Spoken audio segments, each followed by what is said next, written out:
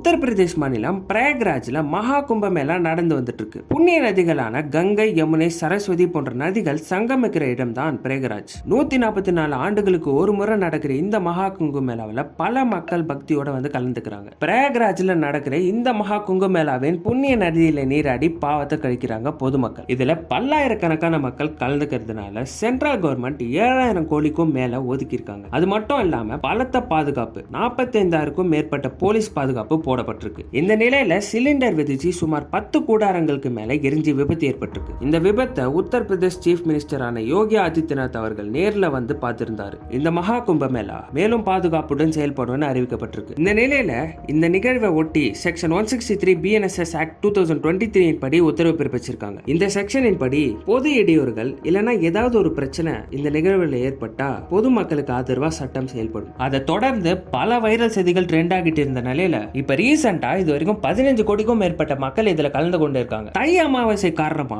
கூட்ட நெரிசல் ஏற்பட்டு 15 பேர் பலியாகி இருக்காங்க. ஏராளமானவர்களுக்கு காயமும் ஏற்பட்டிருக்கு. இதன் காரணமா பக்தர்கள் புனித நீராட தடை ஏற்பட்டிருக்கு. 7000 கோடிக்கும் மேல இதுக்கு செலவு பண்ணி என்ன யூஸ் இருக்கு? இந்த விழால கிரவுட் மேனேஜ்மெண்ட் எந்த நிலையில இருக்குன்னு பாருங்க. இத பத்தி உங்களோட ஒப்பீனியனை கமெண்ட் செக்ஷன்ல சொல்லுங்க.